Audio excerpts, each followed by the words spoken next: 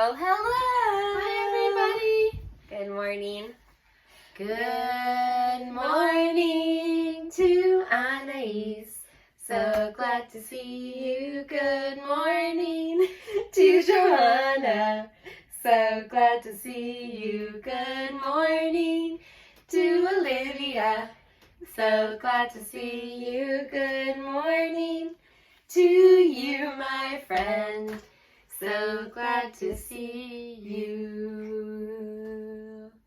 Hello. Hi. How are you doing? How are things feeling at home? Olivia, how about you? How are things going at your home? How are you feeling? I'm feeling both really good sometimes and really grumpy sometimes. Things mostly feel really good. Sometimes, though, there are some things that Henry or Rafi do that are pretty hard. Tell me more about that. Well, Henry, some of you are the big sibling at your house, so you might understand this feeling. Anais, you're just the little sibling at your house, so maybe Apollo knows this feeling. Sometimes it's fun to play with your little sibling, and also it can be a lot of work. You have to be a little extra patient and a little extra kind. And so even though it's fun to hang out with your very cute and very nice little sibling, it can still get to be frustrating and hard. And it can even make you feel pretty grumpy. Oh, like Grumpy Monkey. Like you might use a grumpy voice, brows might furrow and you might just kind of talk like this. Yeah, maybe you could talk in a mean voice when you're grumpy. Yeah. What are other things that you do when you're feeling grumpy? What are some of the things you're doing at home that you're probably only doing because you're feeling pretty grumpy? Yeah, crying, Yelling, hitting, stomping, saying mean words. These are all the things that you might be doing because of the way that you feel. You know, Johanna, my friend Shiloh, you know them too. Yeah, I know Shiloh. And I think you know Shiloh too. Our friend Shiloh, they said something that I think is really great to remember. And this is especially great for you to remember grown-ups at home.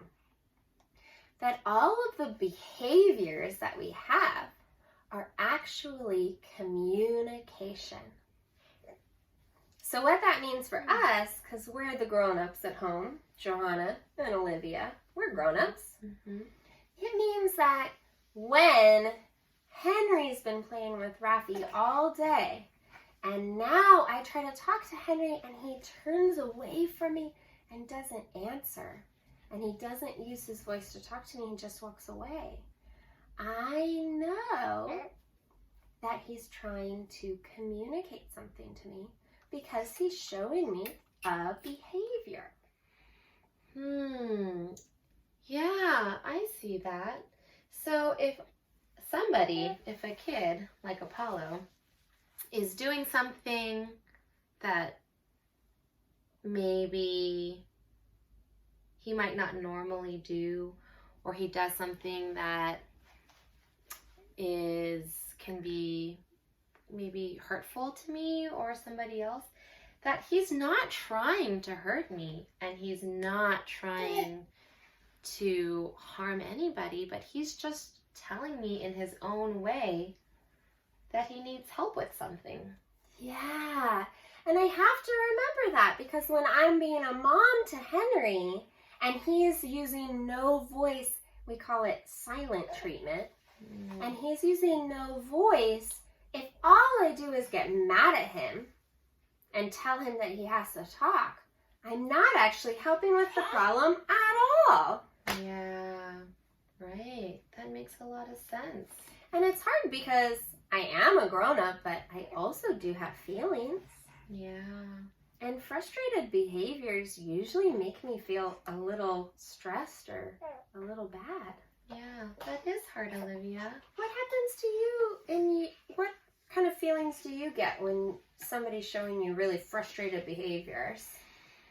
Sometimes I just feel impatient, like I want something to happen right away. But now that I'm thinking that behaviors are communication, I think I better remember to slow down and think about what's the source of the frustration. Yes! And right now there's so many big feelings our friends might be having. Like our friends might be screaming when actually they're saying, please give me cuddles because I feel very lonely. Yeah. Or our friends might be refusing to do something like clean up when really they're saying, I really want your help to show me what to do and to hold me to this expectation. Yeah. And sometimes Henry can stomp away not talking, and what he's actually telling me is, I'm overwhelmed. I've done so much work and I'm tired. Yeah. I feel bad for the times when I'm so busy and I react too quickly and I forget about what he needs. Oh, can I teach everyone and you, Olivia, one thing you can do when you're having big feelings? Okay. You can stop and name your feeling and calm down. So if you see something that Henry might do that feels frustrating, you can stop, maybe take a breath, and you can name your feeling. You can say, I'm feeling frustrated. And then that can help you calm down before you do your next thing. I think that's so good. Thank you for telling me that. I was just thinking, if next time I stop and take a breath and I slow down, I think I might not feel angry or impatient at all. I think I might be ready to help instead of getting mad. Yeah. And at home, you can do that too when you're feeling, if you're feeling lonely or you're feeling overwhelmed or you're feeling tired or you're feeling frustrated, you can stop, take a breath, name your feeling and say, I'm feeling really angry. And then you can do your next thing. Oftentimes naming your feeling helps you deal with your emotion, your feeling, in a way that's more helpful than hurtful. So all of our friends can practice naming their feelings.